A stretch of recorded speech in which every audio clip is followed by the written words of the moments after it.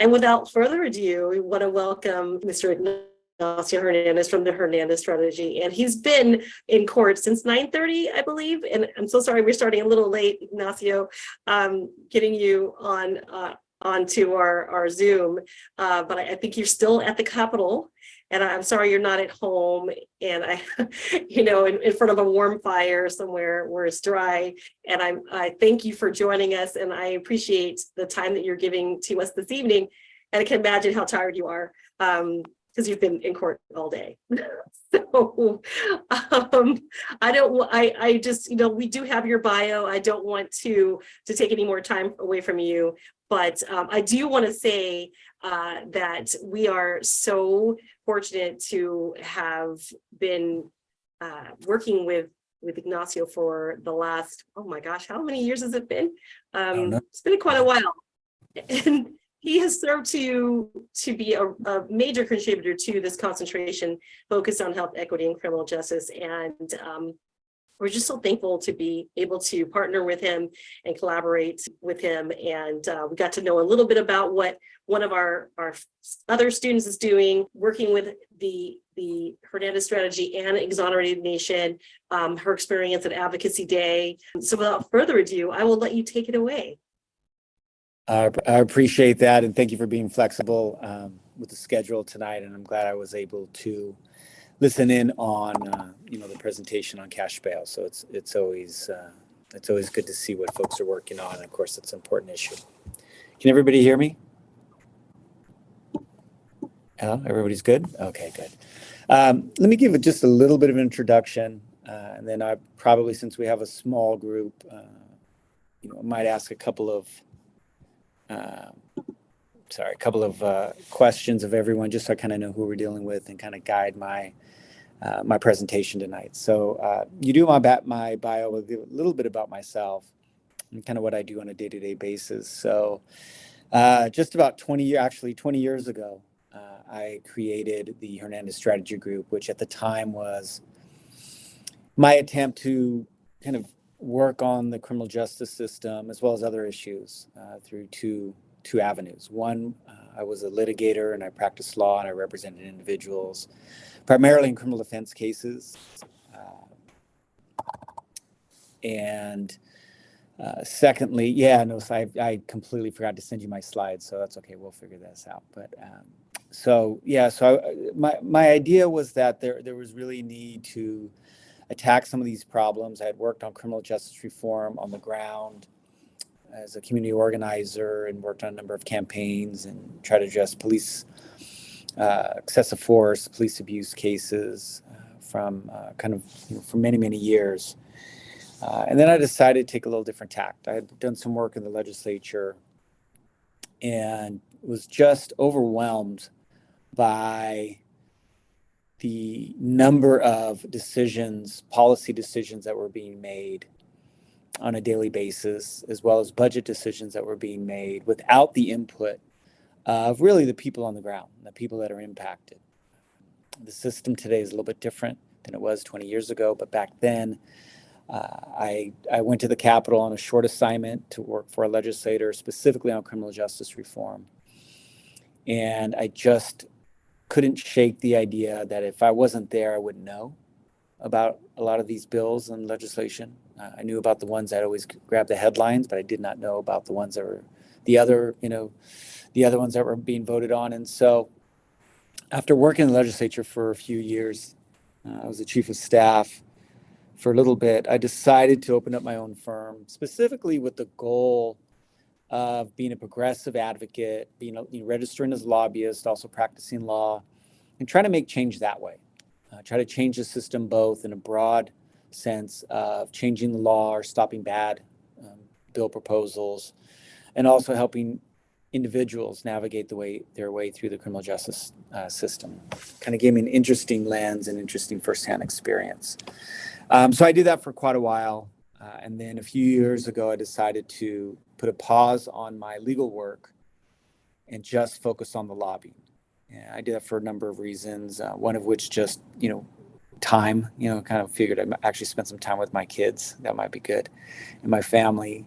And so I've really been focusing on lobbying political campaigns, but bringing the same focus, which is trying to find ways to change, to work on social justice issues.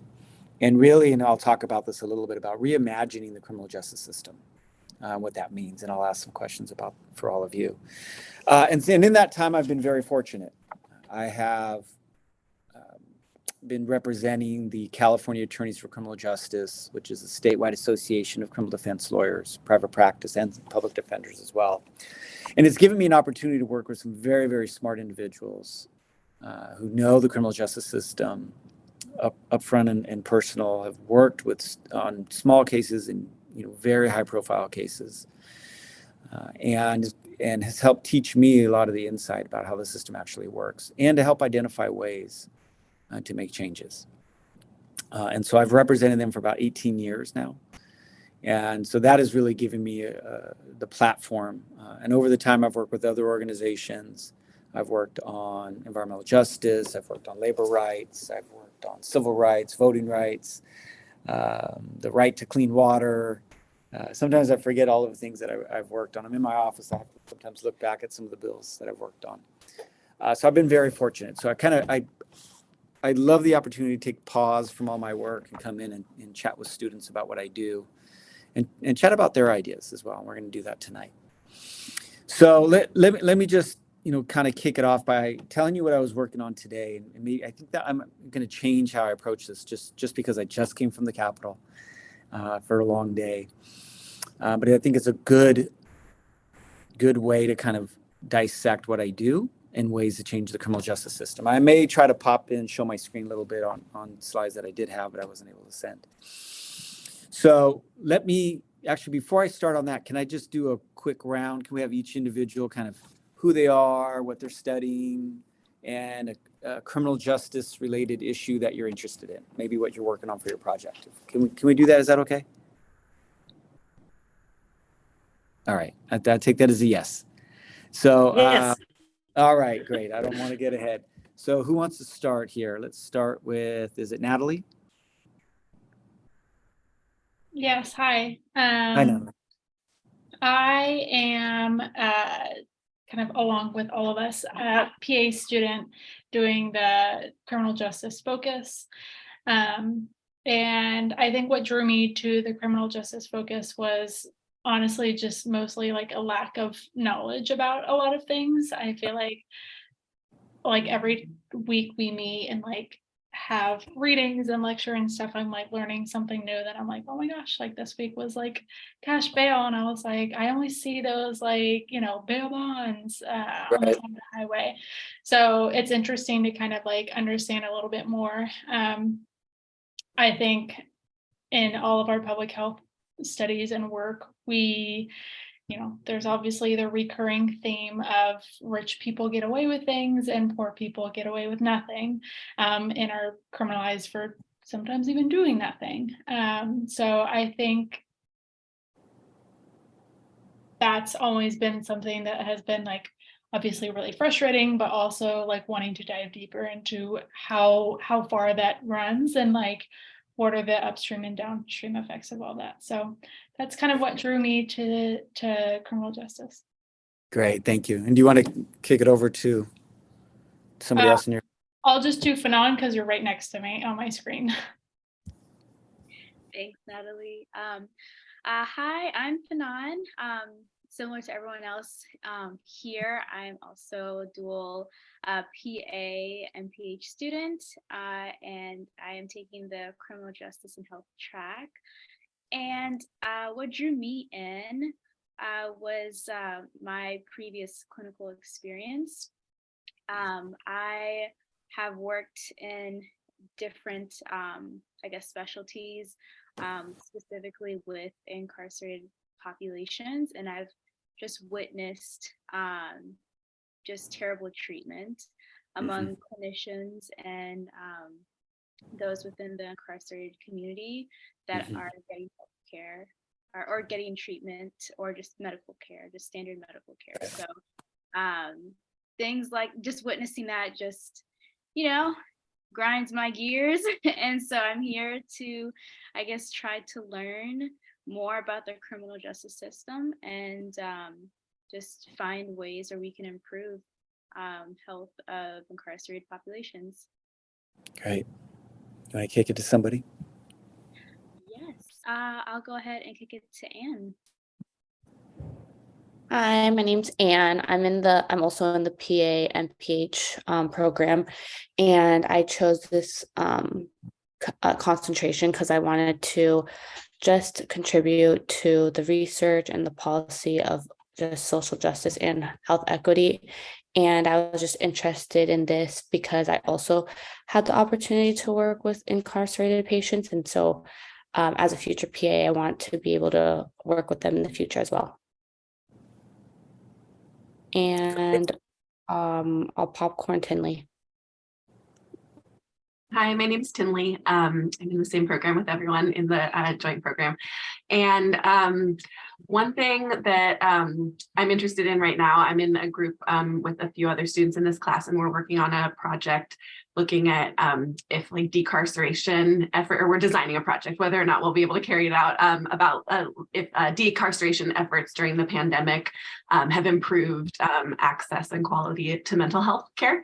And so we're looking at, what's out there, and then kind of thinking about how we design a study, but yeah, thinking about what are some of the barriers that people might be experiencing in carceral settings to getting the mental health care that they need. So that's something that we've been looking into lately. Great. Thank you. And you want to kick it to somebody? Annalise, please. Hi, my name's Annalise. I'm with everyone else in the joint PA and public health program. And I was originally drawn to this track because I have family members that are healthcare providers, and they have spent their entire career volunteering in mostly in prisons to provide healthcare. And so that's what originally drew me to this track, as like from the PA perspective, like definitely something that I'm interested in. And then what I wasn't like expecting is like from the public health education, realizing, at least for me, like while the kind of individual impact that I can make is important, like the need and necessity for this like larger impact and this reform on a lot of these policies and practices within like the incarceration system. So it's been interesting to kind of have those motivations change for me throughout the last couple of months. I'm also working with Tinley on that little project, and I'll popcorn over to Tesla. Hi, I'm Tesla. Along with everyone, in the joint program. I originally joined this concentration because I was really interested in the foster care to prison pipeline, because I had learned some years ago that like when you turn 18, if you're in foster care, they just like kick you out, like no life skills, no understanding of how the world works, no guidance, nothing, like you're just out on your own. And that was horrifying to me, and that was devastating. And I wanted to look into like ways that could be curbed, or like different ways that interventions like prior to that happening could be curbed. And then also like Annalise, I have discovered and been taught so many other fascinating and equally horrifying things about our prison healthcare system right now. And it gets me riled up. And I think that's the really good thing, is to have a group of future healthcare providers that are all really riled up about something. So yeah, so I've really enjoyed it so far, and I continue to learn every day from it. And I'll popcorn over to Levi. Hi, my name's Levi. Just like everybody else, in the same joint MPH PA program, also in the criminal justice focus. I chose this track just because my sister, who's a nurse, also worked in county jail. She worked in Kern County State Prison, or the prison in Kern County. And she would always tell me stories about her experience as a nurse, both the good and the bad. So it kind of got me interested in it. And then as I kind of went through college myself getting a psych degree, so I learned more about psychiatric presentations, and just from working in the ER, coming to realize that a lot of psych patients either end up in treatment, and a lot of the ones that don't kind of end up in prison. So I've always just been curious about like what does that mental health kind of treatment look like in the prison system, and how are those individuals accessing care and receiving care? What is the quality of that care? And so that's kind of what I've been interested in. So I'm also doing that same project with Tinley and Annalise and Tesla, and kind of seeing where that takes us. And then I'll popcorn over to you, Elise.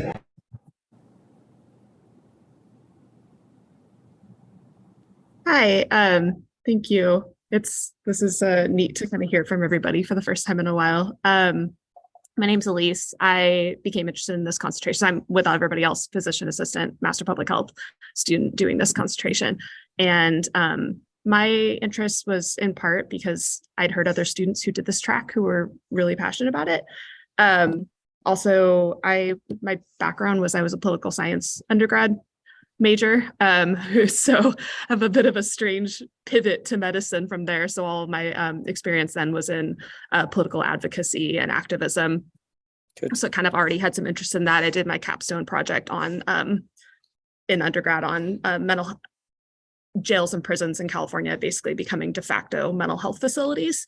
So that's where some of that interest came. Also, I do a lot of work with like mentorship with people trying to recover from substance use. And that comes from my own history of, I have kind of a rough backstory. Before I got to PA school, I was a addict and alcoholic who had a lot of run-ins with the law before I got sober, and went on the journey to PA school. So I do a lot of work in that scene. And so I'm interested in that from a standpoint also of, people being taking a criminal track for those issues versus getting actual treatment. So yeah, has anybody not gone? Or I think that was everyone. I think that might be everyone. Yeah. Okay, awesome. Great, thank you. Well, thank you so much, everyone, for giving me a little bit of background. And, it's great to hear some of your experiences, and also that many of you have already been doing work with folks in the criminal justice system. It's super encouraging and really motivating as, kind of older guy, in this world. It's nice to see that,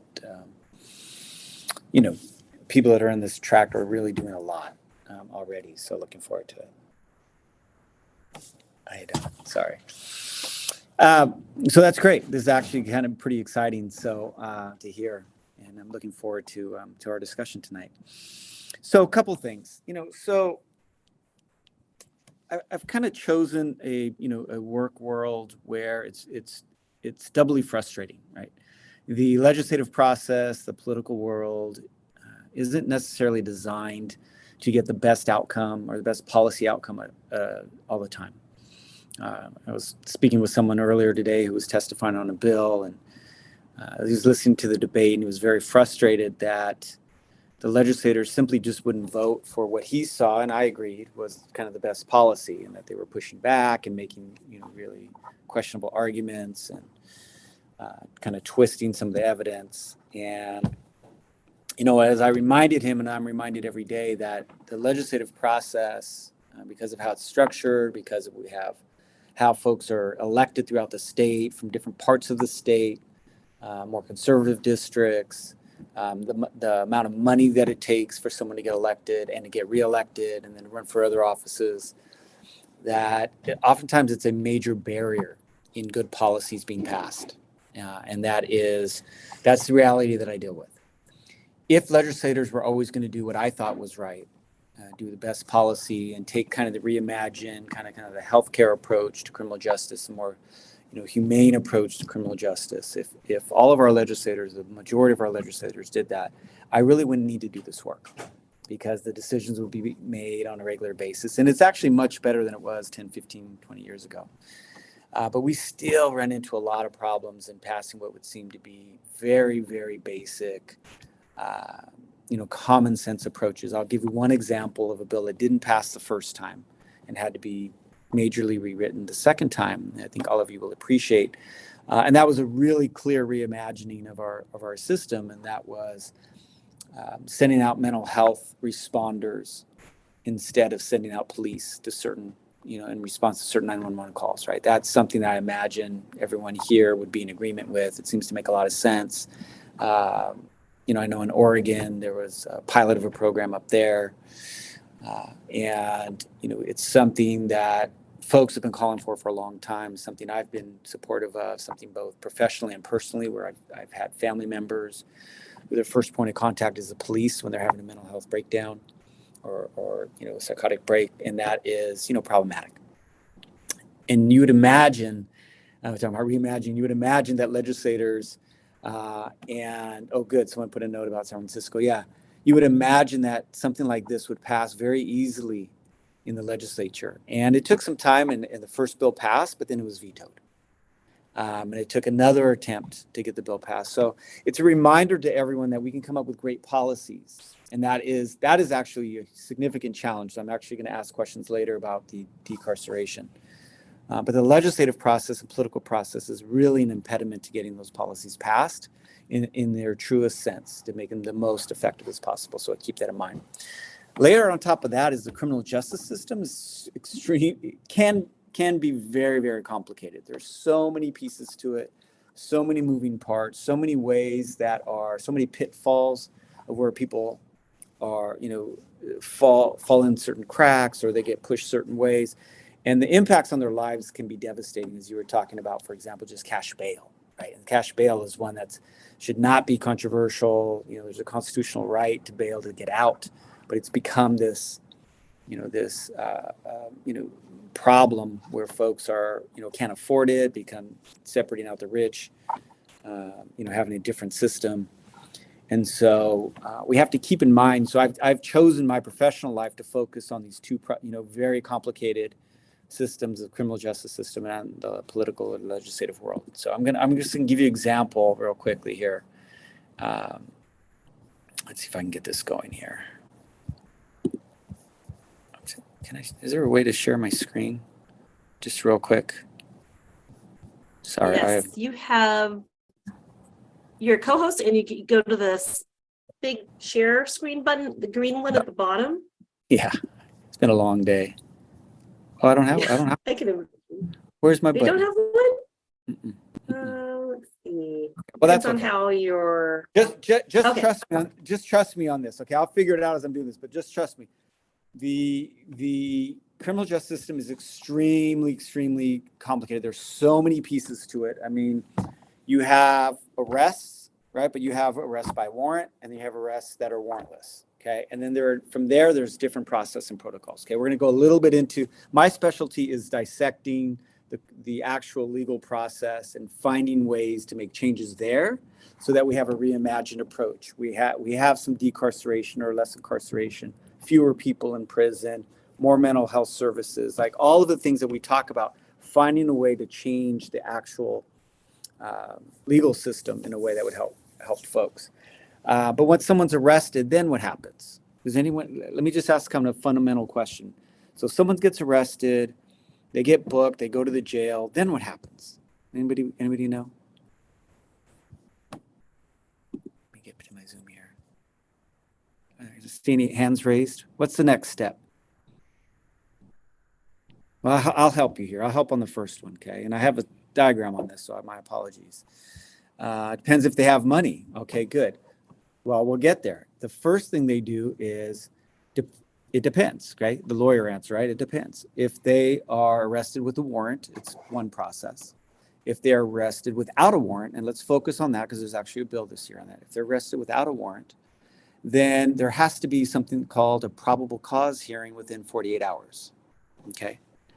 Some of you may have heard about the right to an arraignment within 48 hours. And that's similar. We'll get to the money thing in just a second. What probable cause mean is the police, if there's not a warrant, that means that the police have not yet gone to a judge, right? Because a warrant is produced only after the law enforcement goes in front of a judge, submits certain evidence. The judge says, yes, here's an arrest warrant for whoever it is. if you don't have a warrant, it's something happened, 911's called, they go out to the scene and they arrest somebody. There's no warrant. The police officers decide on the spot who's arrested. They decide what charges are, and they take somebody into custody.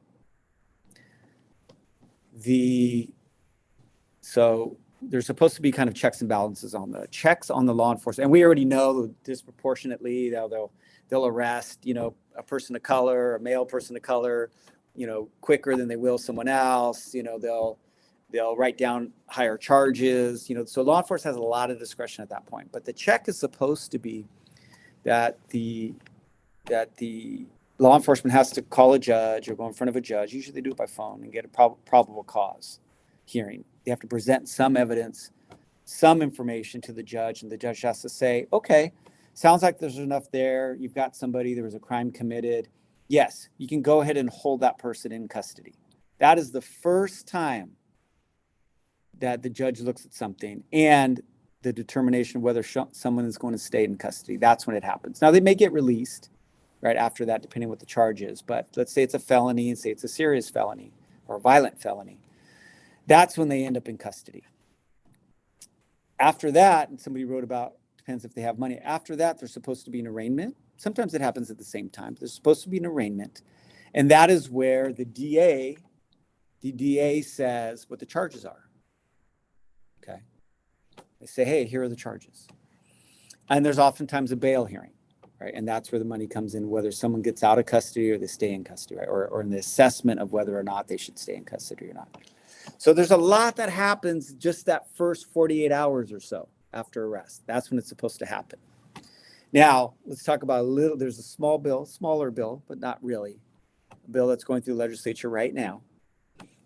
And that's, of course, I forgot the bill number, and I'll tell you in a second. It's been a long day. But what happens with that 48 hours, right now, 48 hours does not include weekends.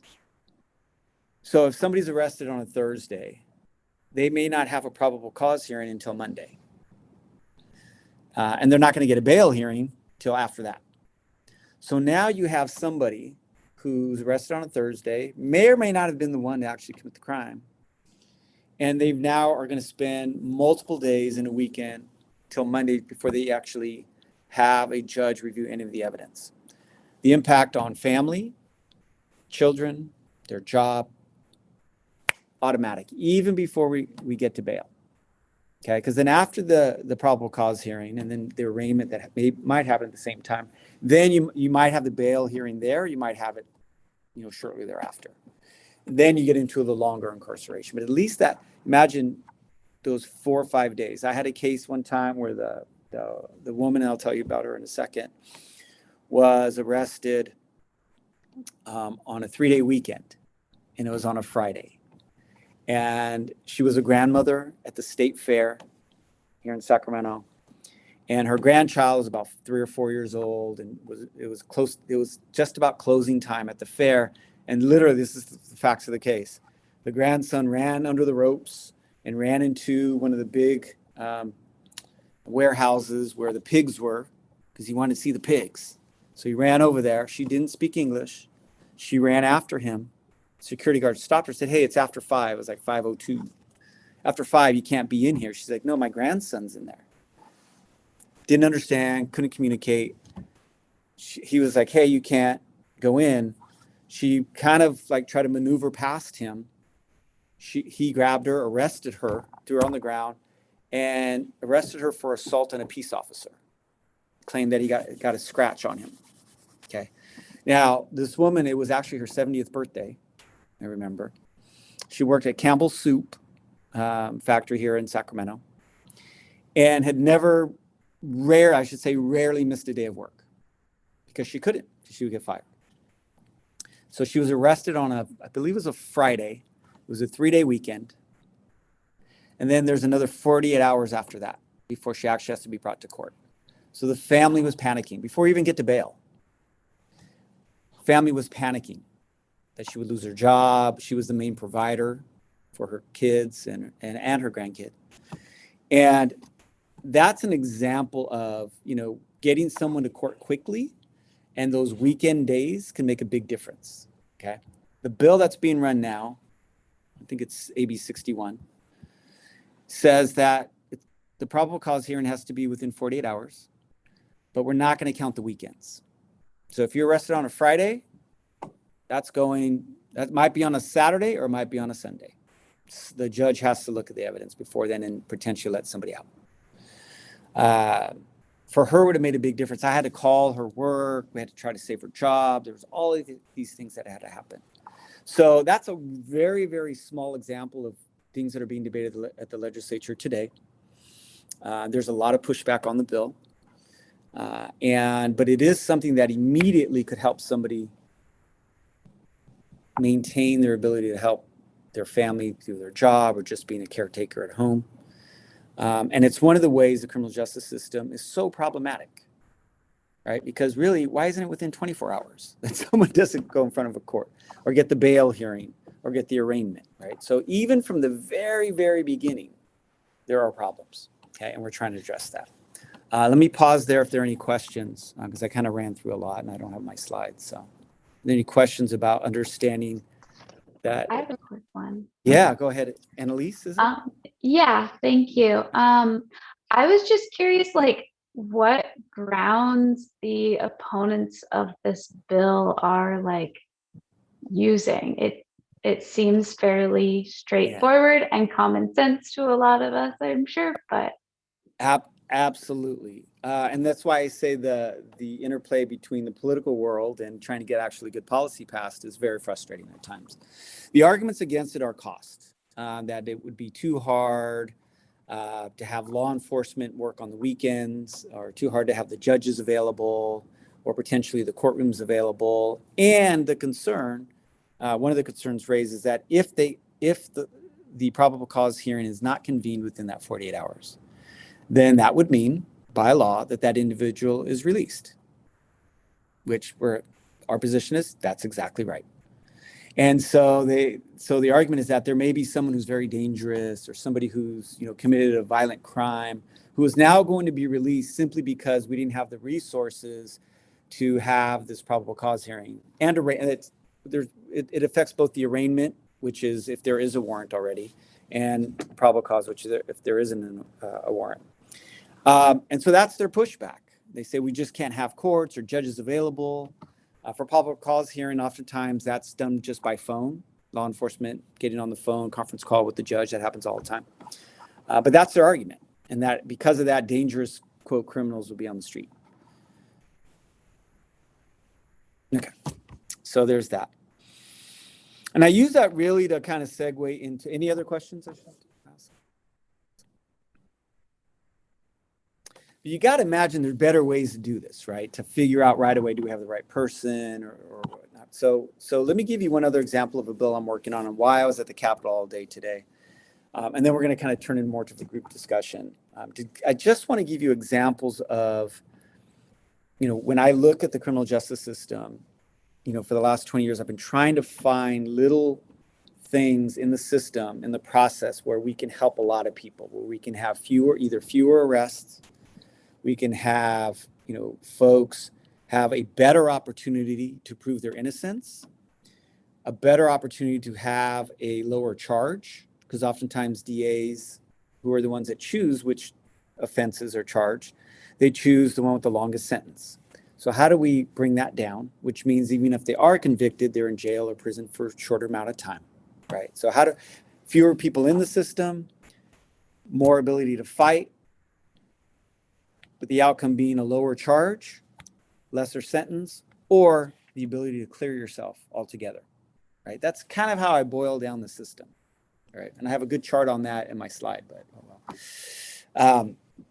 So here's another example that folks don't talk about, and I like taking issues that people don't talk about. So has anyone ever, and you guys may, because some of you have some experience or exposure to the criminal justice system, anybody heard of a felony preliminary hearing or preliminary examination? They call it either preliminary hearing or prelim or preliminary examination.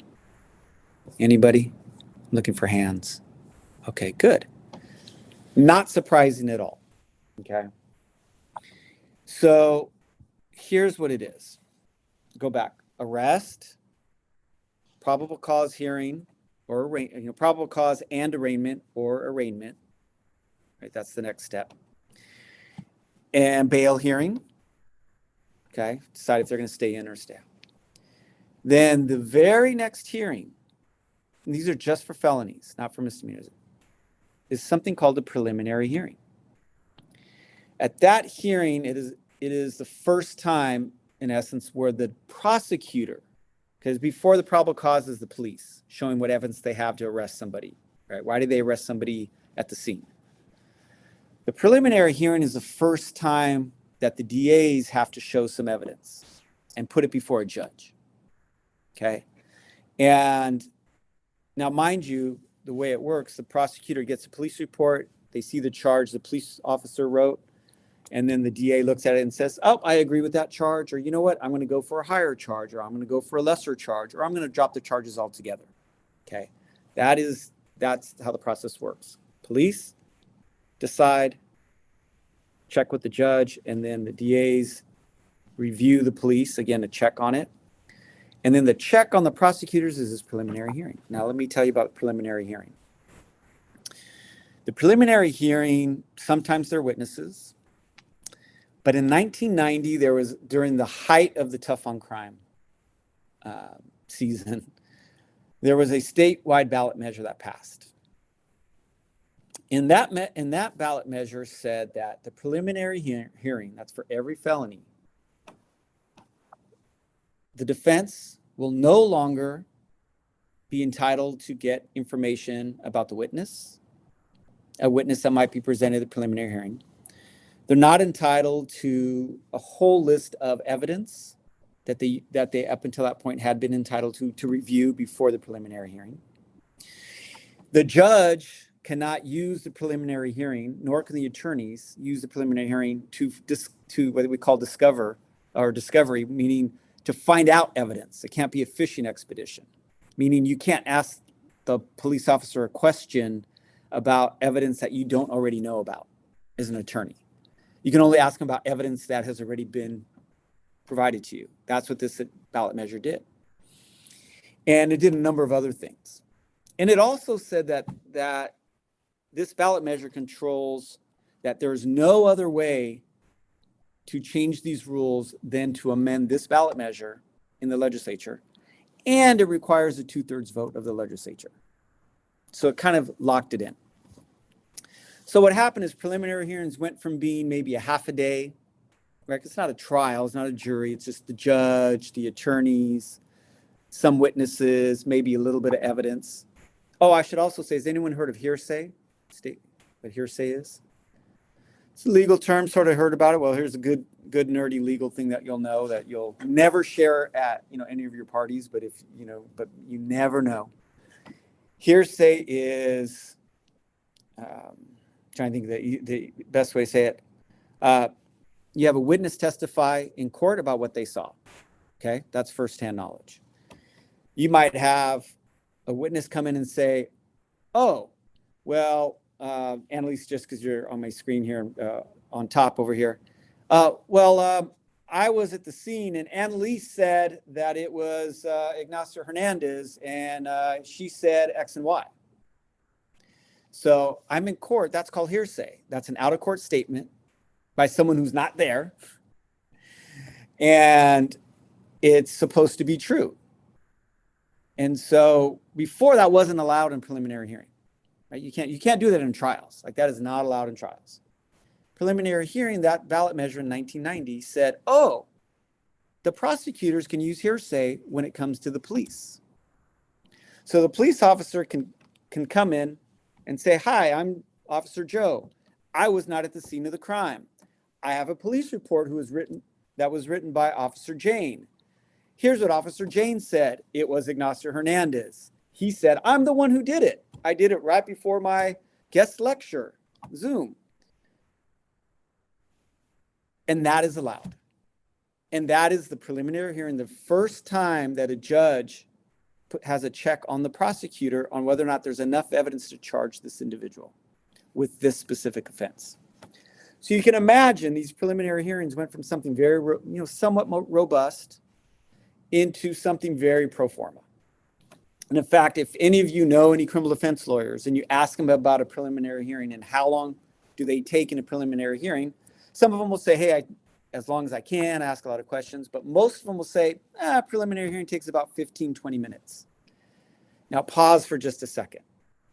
Someone's arrested for a violent crime, maybe multiple victims, maybe it's a stabbing, maybe it's an attempted murder. And the first time that evidence gets presented to a judge, to make sure the DAs have the right person, it could be based on hearsay. The defense does not have a right to get all the evidence that the DAs have. Oh, the initiatives have also said that the defense does not have a right to bring any witnesses, that you have to get permission from the judge. All these other rules that take away your right. So now when we're talking about, the wrong people being convicted, people being in jail too long, the need for bail, all of that stuff, keep in mind these preliminary hearings are basically rubber stamps. Okay? All the tools that defense had before 1990 were taken away. And then tools were given to the prosecutor like hearsay for police officers. And now it's become just kind of like, oh yeah, you can't do anything about it. Real quick, is hearsay like, are the officers that are submitting this like hearsay, is that if it's completely fabricated, is that punishable or are they protected by that? Oh, that's a great question. Let me answer that a little bit later. Because it's kind of easy and it's kind of not. Technically, that would be they're not. This is how the law works. The short answer is sort of, because it would not be them committing perjury because they're not testifying. It's in the police report, so they could only be gotten for a false police report, and it's pretty minor. And very few people. There was a major case in the late 90s in LA where the law enforcement was prosecuted for filing a false police report, but very rare. So between the preliminary hearing, the next time you're having witnesses in court is at trial. Now that can take weeks, months, years. So the discussion that I came in on about cash bail and keeping people out of custody pre-trial, and I think pretrial detention, you guys talked about pretrial detention today as well, I think. That time period is really between the the arraignment, but the prelim's the first kind of big hearing, and the trial can be so long.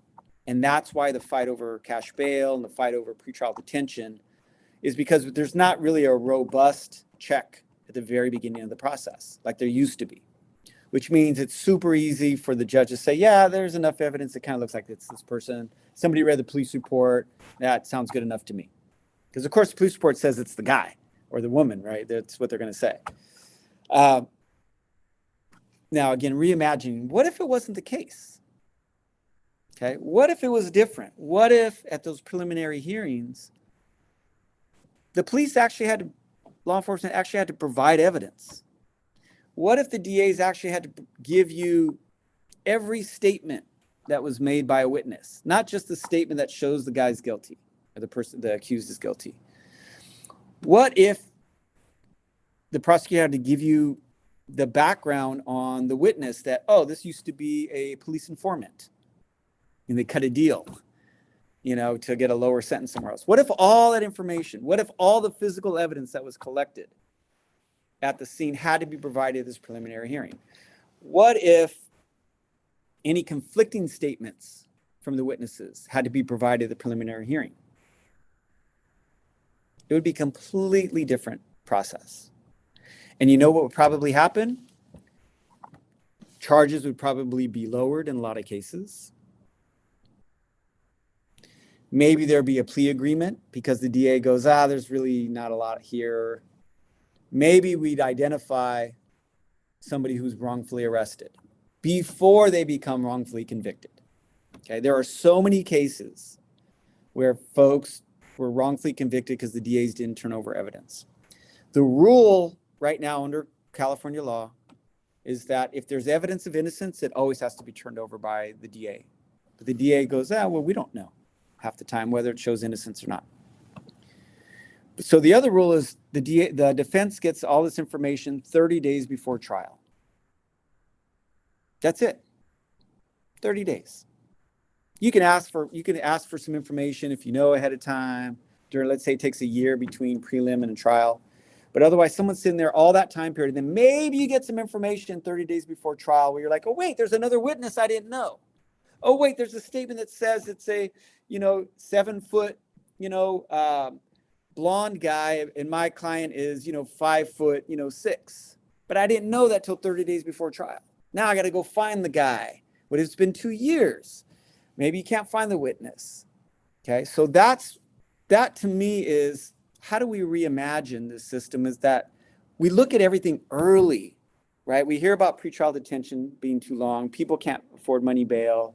There's the court decision, about making it affordable and alternatives to bail.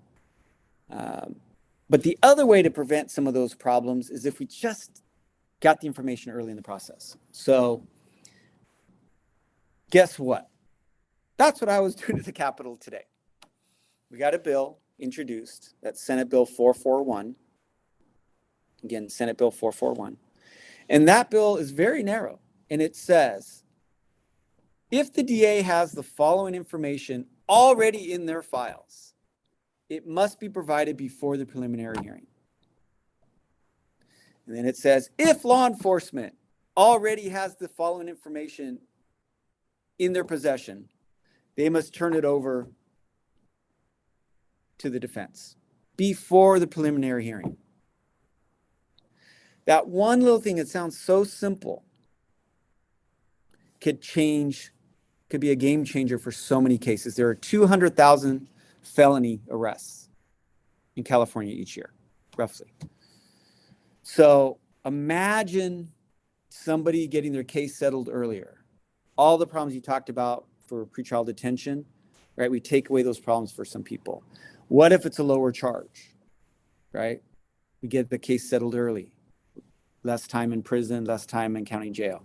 What if you find out it's the wrong person?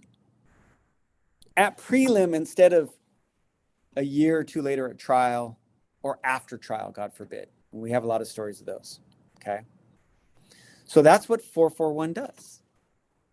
It simply says, give the information. Now, remember, I said this was amending a ballot measure. So it's a 2/3 vote. And in the legislature, the Democrats have 2/3 of the majority in both Assembly and the state Senate. But there's a big chunk of those Democrats who are very conservative. They're called moderate Democrats, who will not always vote for these bills. And so if you ask anyone who works in the legislature and you say, oh, I have a bill, but it requires a 2/3 vote instead of a simple majority, is that okay? They'll go, yeah, no.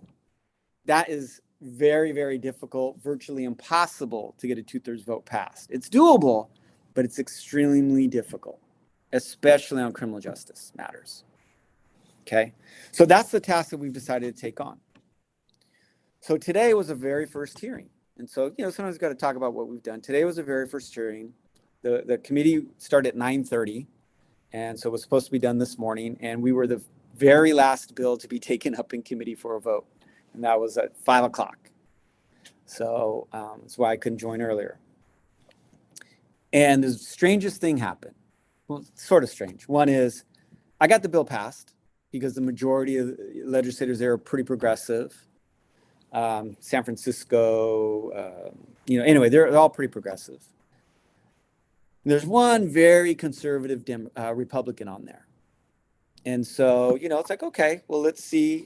Very rare, once or twice she'll vote for these types of reform bills. Although she just tries to do the right thing. Law enforcement opposed our bill. The prosecutors opposed our bill. And not only did the Democrats vote for it, but she voted for it. She had a lot of questions. She's like, wait a minute, let me get this straight. And I answered the guy. I had been talking to her staff for a while. I said, all we're saying is if they already have it, they've already decided the information. They've already decided there's enough information to file charges against someone. give that information to the defense before the hearing when it matters. Don't give it to them after the hearing, because then you get it afterwards. You have who are you going to show it to? Doesn't matter. And so she said she wants a little bit of a change, which I think we can work out. But she said she voted for the bill. And I pause in just a second. One of the reasons why that's important, I'll give you a little political insight, is that the Democrats stack the committees with Democrats. They always have the beyond a majority, because they are the majority in the legislature. Republicans then are the minority in those committees most of the time. Because she voted for our bill, she's considered the kind of the watchdog on policy on criminal justice for the rest of the Republicans. Because she voted for it, we now have a better chance that Republicans will vote for the bill. We now have a better chance that the moderate Democrats might vote for the bill, because one of the most conservative Republicans voted for the bill. So that was a major, major thing. You will not see that in a headline. You will not see that on Twitter, or you won't see anything. That's a very, very, we're doing it kind of very undercover, kind of under, without kind of a lot of fanfare. Because what we want to do is give people a fighting chance to address some of the issues you guys talked about. Get them out earlier, get the wrong charge kicked out, get the wrong person cleared as early as possible. Because the other thing is, if the DA knows they have to turn over their evidence and they know they might have a flimsy case, they may not file charges to begin with. They may just say, you know what, we better wait and do more investigation. So this could be a major, major reform. And it's simply based on a very simple concept that I think there could be universal agreement that if you have evidence, give it to us at a time where it's relevant, where we can actually put it in front of a judge and maybe do something with it. So let me stop there. Are there any questions about that? I know that was a lot, and I ran a little bit of a rant on that bill, more than I wanted to. But I just want to give you kind of how my approach is to criminal justice reform. It's a little bit different, but that's what I do. And that's what I've been doing for, almost 20 years now, are finding ways either in the system or how we draft a law that we can change a few words here or there that could, can make a difference. So any questions on that part of it? I have a question real quick. Yeah, Natalie. Kind of maybe a little bit political, but when you mentioned that the woman who leans a little bit more conservative was like, oh, wait a second. That seemed almost too good to be true in terms of all coming to an agreement. Is there some kind of like committee that you have like as a mediator, or is it literally just all of y'all like in there doing the convincing? I guess I'm just trying to like get a picture of how this all worked. That's a great question, Allie. And maybe next time I do a presentation, I'll kind of run through the process. I think I've done it in the past, the legislative process. So I'll tell you the real story on how it really works, okay? So today was what they call the Senate Public Safety Committee. So there's the state Senate and the state Assembly. They have different committees, the two houses.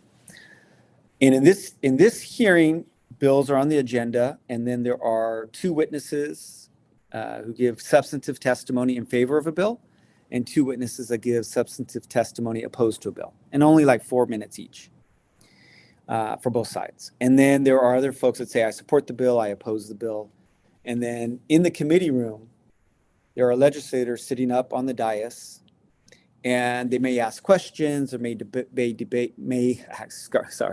debate, or there may be no discussion at all. But basically, all of this happened in committee. The legislator was sitting up there, and she said, you know what, I have some questions, answer me this, why this, back and forth, which is really the way the legislative process should work. A lot of times legislators just are out at other committees or meetings, and so they're not actually sitting there when you present a bill, which is always very frustrating. But this was in open committee hearing where this was happening. A lot of the work, just so you know what I do, is done before the committee hearing. So I'm talking to her staff. I met with her staff 3 or 4 times before the committee hearing, walked them through it, walked through the arguments, walked through why. I'll meet with the legislators themselves, explain the bill, so then they can think about it before they go to a vote. I had not met with her directly because she had been so busy. So she was looking at it, and I already knew what her staff was, her staff was going to advise her. And I was able to meet with them ahead of time to kind of shape what they would say. Although her main advisor was saying to vote no. So it was also a little minor miracle that she decided to vote yes over his recommendation. So does that help a little bit? Yeah. And so bills go through committee hearings, and then they go through the full chamber, like when you see on TV that the legislature's there in the chambers voting on bills. That's also what happens. Are there any questions? I see a hand up or no?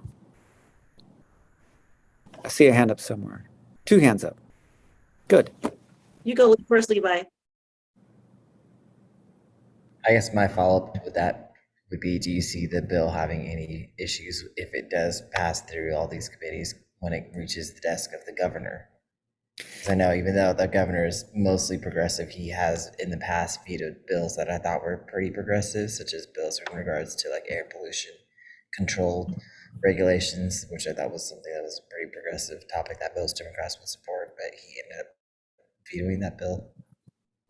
Yeah, he's vetoed a lot of progressive bills. Some of mine, he's signed some progressive bills as well. Yeah, and I think, look, I'm very happy about today's hearing. It gives us better chances. I know it's still an uphill battle. I don't even know if I'll get all the Democrats. But I think, my sense of it is that if I get this bill to his desk, I think we can never really predict, but I'd say there's a greater than 50% chance, which is about as far as I ever go, that he'll sign it. Largely because it would require 2/3 of the legislature. And if I get some Republicans, I don't think he'll mind saying, hey, I'm undoing a ballot measure from 1990 in the height of tough on crime era. I think there's a shot there. I think there's a chance. So I'm super excited about that. I did not expect the Republican to vote for it today, even though I was doing the work to get that. I was very happy that she did. So yeah, I think there's a chance. I don't think it'll be easy for the governor to sign it, but I think it's possible. But we'll see what transpires between now and then. So I think that's a great question. Let me give 1 minute. Unless there is another question. Quick question. Yeah. How much of the testimony includes information or data on the impacts on health that are attributed to pretrial detention? It depends on the bill. So like there was a bill today. I mean, this is obviously directly on point on, this had to do with mental health and eligibility for mental health programs while in custody. So there's bills on that. A lot of times when there are bills on drug offenses, there's a lot of discussion about, taking more of a health approach, public health approach, as opposed to just a punishment approach. That's where that comes up a lot. When you're talking about cash bail or pretrial detention and folks staying incarcerated longer, that's where that conversation comes up quite a bit. There's more and more discussion about the impact of just being arrested and waiting a long time. There's more and more discussion about that impact is. So does that answer? Or was there something more specific?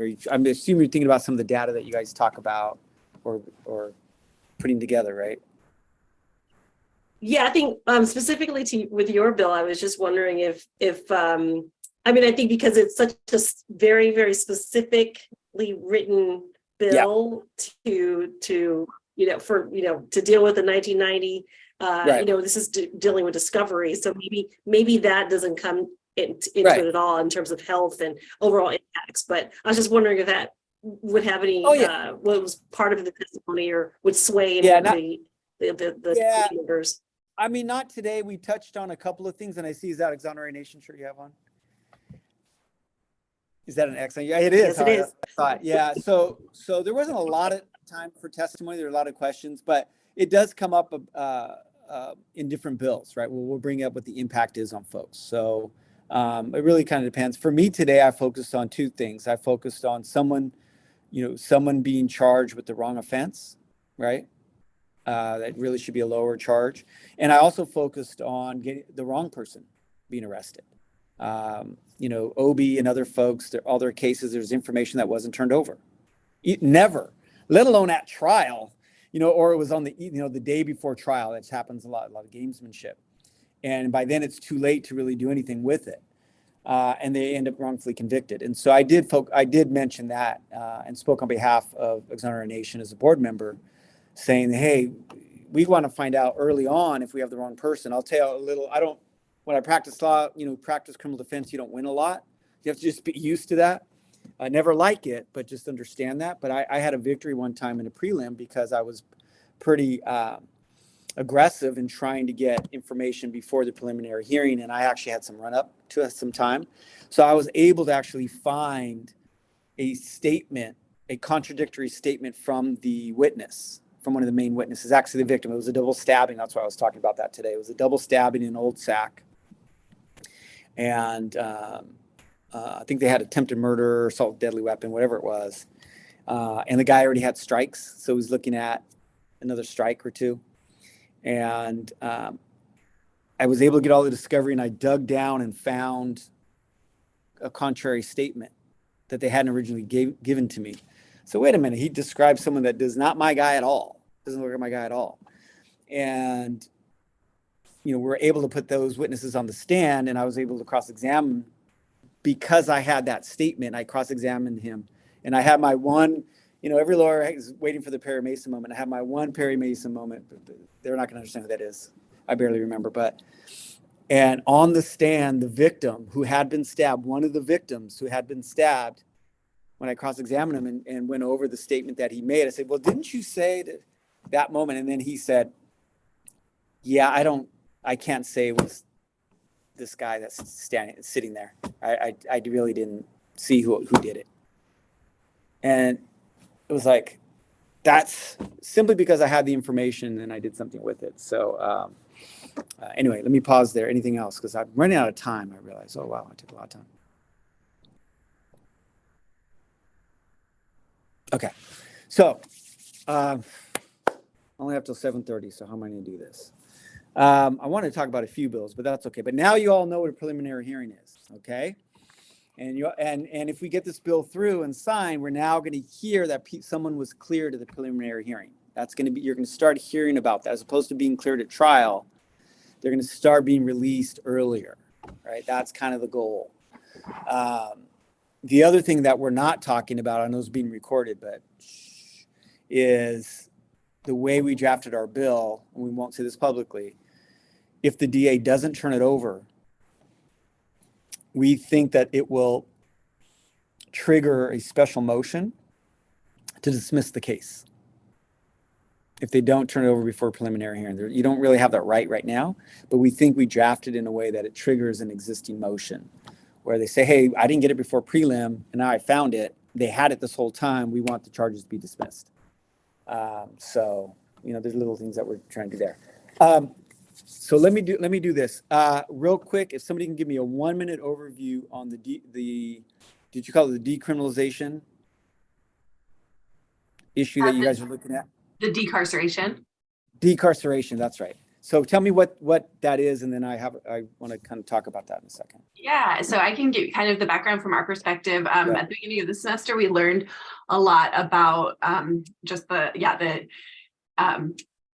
history of the conservatorship in California and some of the court cases where there were incarcerated individuals who argued that their constitutional rights were being infringed upon because it was actually cruel and unusual punishment for the healthcare that they were receiving and the lack of mental health care that they were able to access because of overpopulation, specifically in California prisons, was the reason for it. And so because of that, so we learned, all about how there's been a lot of realignment and, that could possibly have some unintended consequences, but that there has been a decrease in state prisons overall. And then some of that was accelerated during the pandemic to, help with the containment efforts with the virus, but then also there hasn't been data on if the change in decarceration has actually improved access to those services. Right. Which was the intention of those court cases. So we're kind of looking at seeing if, after the accelerated decarceration during COVID, if that had an impact on people being able to get those services. Okay, good. Super interesting. Thank you. Really appreciate that. Let me finish up the last, I think I have 15 minutes here. Talk a little bit about kind of, this program and this track is super fascinating to me, right? The kind of the overlap of health, public health and criminal justice is super fascinating. And I always try to think about ways in which it comes up, especially in the legislative world, like I was just asked right now. And I think we're still figuring that out. I'll be honest with you. And I think a lot of you, by taking this class could help us figure that out, right? How do we integrate this a little bit more? How do we integrate some of this data, research, but also just the mindset of looking at kind of the health impacts of incarceration or the health impacts of a long incarceration. And how would that then lend itself to reimagining what we do? Right? What if it were, and this came up years ago when we were trying to get folks out of prison because of the overcrowding. There was talk about having these transition, what they call reentry homes or reentry facilities, where it was, okay, we know these folks are supposed to get out in a year from prison. Instead of just keeping them there in prison, maybe we move them to these special facilities. And this was the idea back then, that would focus more on getting them ready for when they go home, right? Give a full year, maybe a little bit less than a year, to addressing all of the mental health issues, the healthcare issues, maybe the drug issues, the whatever it is that they had coming into prison, but also those that were accumulated and added on during their incarceration. And how do we get them ready to go back? How do we get them ready to go back and be parents? How do we get them ready to go back and be spouses? How do we get them back and be ready to be workers? Not just skill-wise, but just kind of the mental health. But also, how do we make sure that they go out and they are, just better prepared, right? And they're not going to go out there because they may lack healthcare services. You hear that all the time. They have better healthcare in prison or in jail than when they get out. How do we start preparing? And so that's always been big for me. And that kind of started taking off and then it kind of fizzled, I think, because we didn't have a lot of money in the state. But that's where why reimagining incarceration and what we do, instead of it just being so punishment, right? It might be punishment because at the beginning you want to get them off the street, whatever it is. But if we know folks are going to get out at some point, why aren't we doing more, right? Why aren't we talking about these issues, or accelerating the services that we're providing them and the assessments that we're doing and giving them the tools before they get out? And I don't know if any of you have talked about that, right? But I think what I would suggest that as you are looking at, for any of you that are looking at, this access to services, the type of services that happen when folks are incarcerated and what the impact is on them, my suggestion as a policy area would be, okay, well, knowing that what the impact is on incarceration, knowing what the challenges are once they get out, right? And this includes the folks that are wrongfully convicted, right? Although you may not know they're going to get out until close to the end. But knowing the ones that will get out at a certain point, how do we start preparing them and how do we provide, kind of a holistic approach so that they're more prepared and better prepared to succeed going out? And that would be the one component I would suggest to add into all of this discussion, right? My whole theme was supposed to be about reimagining, the criminal justice system. How do we reimagine that? And if we do that, there's a little bit more of a humane approach, humanistic approach, right? Is seeing them as who they are, right? As individuals, not just as numbers, not just as a quote criminal, but someone who has to prepare to go back out there and maybe provide for their family or provide for themselves. We don't want them coming back, right? So I'm just gonna leave it there. Has there been talk about that, about on the back end of someone's sentence and doing kind of assessments there and what kind of needs and services before they get out? We've talked about that a bit in our class, Okay. in the specific criminal justice class. We haven't gotten too much into it with our project yet. We're still Okay. gathering a lot of the resources and everything. I do have some familiarity with those programs though. Is that the mountain home programs, where they have people can volunteer to go work for the forestry service? Yeah, that's some of the kind of the job training piece of it. But I've Okay.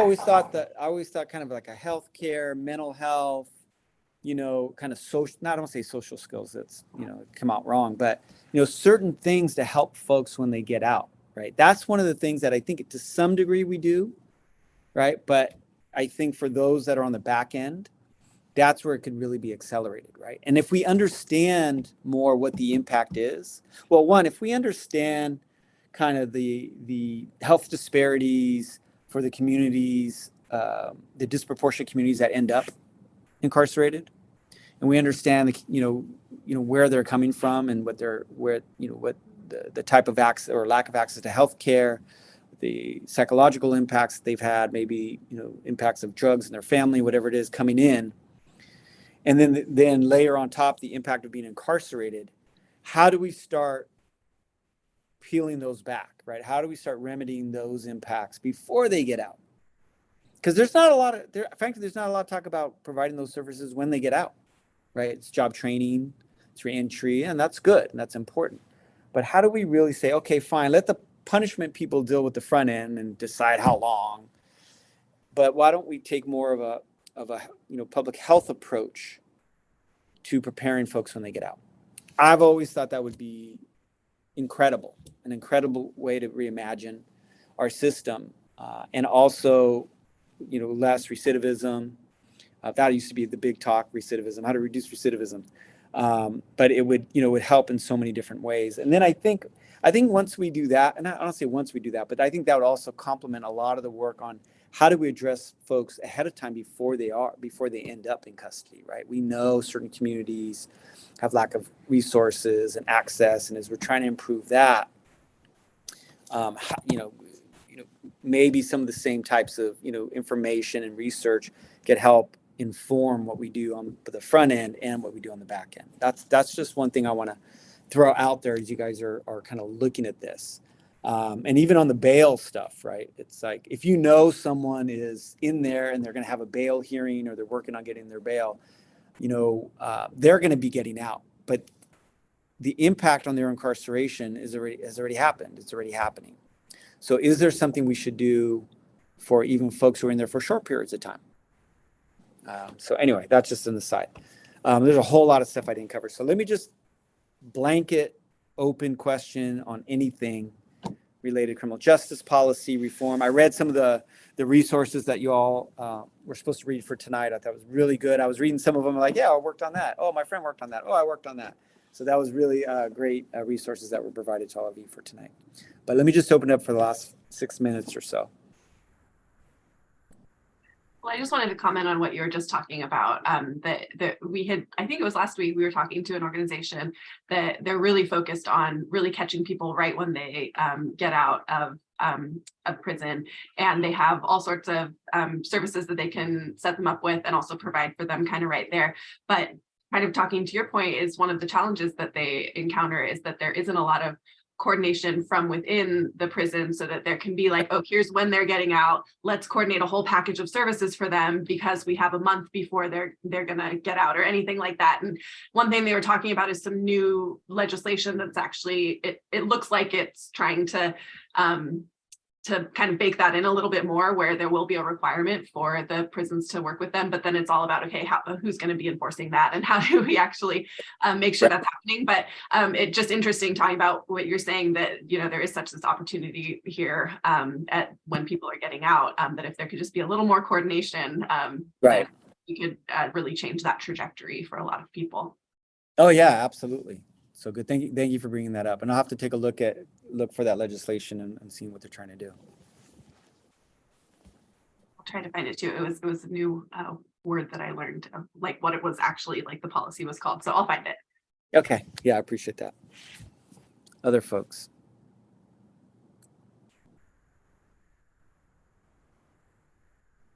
If not, I'll call on you. So let me add in, two things. I mean, one is I highly recommend, and I wish I'd provided some resources ahead of time. I highly recommend folks really getting to know the criminal justice system, and seeing kind of what the process is and understanding it, because I think that you may just just through your own expertise as you're developing it, or already have, you might identify opportunities and avenues where there could be some policy changes, or where there might be an opportunity to, to do some work, right? Like, oh, you know what? Why is it that when somebody goes through preliminary hearing, then they go to a second arraignment? I didn't talk about that. Maybe there's something we do there, right? Maybe there's some work being like, oh, okay, we know these folks now are going to be in for some time waiting for their trial, right? What can we do during pretrial detention, right? Maybe there's some work that should be focused on that, or if there's certain types of offenses that folks are looking at. So I think it's really helpful to know the system. Of course, that's in the process. Of course, that's one of the things I focus on. But I think it's just helpful to have that knowledge base. Let me make a pitch on something real quickly, and that is the Exonerate Nation shirt that was just shown. I sit on the board of Exonerate Nation, which is a national nonprofit founded by someone who's wrongfully convicted and exonerated after 17, 18 years in prison for a double murder he did not commit. And it is focused on helping folks, I was going to talk a lot more about this tonight, helping folks who are wrongfully convicted, and in particular, helping them on the way out.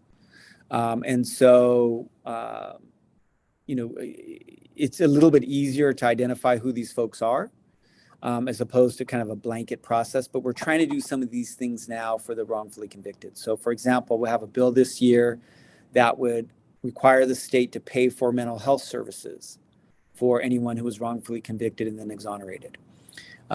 We have another bill that's already law that will waive tuition for any exoneree who attends a community college, a CSU, or a UC. And then the big one that I still love and I want to take across the country is the state of California, for any exoneree, will pay for their housing upon release. And that could be a hotel, apartment, home, rent or buy, for up to 4 years. And we're the first in the country to do that. And again, the idea is, how do we help, especially the wrongfully convicted, right, get back up on their feet? And so we also did automatic enrollment into Medi-Cal, automatic enrollment into CalFresh. So get some of the social, some of the safety net programs in place for the wrongfully convicted. And again, it's a little bit easier because it's fewer people each year. So I'm already starting to play with that model with the wrongfully convicted. And so take a look at exoneratenation.org, I think is what the website is, but it's, this university plays a huge role. You guys heard a little bit about Lobby Day, but definitely, another plug to take a look at it and hopefully get involved. So with that, I'll sign off unless there are any other questions for me. Not a question, just a comment. I think that the reparations for wrongfully convicted, I think that would also be a great motivator for law enforcement and the justice system to do better due diligence. So I think that's really cool. Thank you. Yeah, you got it. Anyone else? Well, really appreciate it. Thank you for your patience and being flexible tonight. And I really didn't go off of my presentation that I had. I probably said 2 things that I originally had scripted out this weekend. So, that's okay. I really appreciate it and look forward to seeing all of you, down the road and hearing about the policies that you all kind of put together. And I'll try to keep, send an update on this prelim legislation because it's going to be very under the radar, but will make, I think, a major impact. Thank you so Thank much, you. Ignacio. This is exciting. Thank you for joining us, and congratulations on getting the bill through the committee, and all the best for the rest of the path that you have to travel for this particular bill, SB 441. So exciting, and thank you so much for presenting tonight. Just lots of great information, and it's great for us all to meet because you'll be seeing lovely faces in the summer. Yes. This summer, starting in June. So this will be your class, and you'll have a few more people joining you who aren't here tonight, but they're in the COM DO MPH program. Oh, So, but thank you. It's an All right, thank- exciting day for you. Yes, yes. It was a long way, but worth it today. I'm glad I got to share it with all So of you. worth it. Thank you so much. Well, thank you. So get some rest. Yeah, we'll see.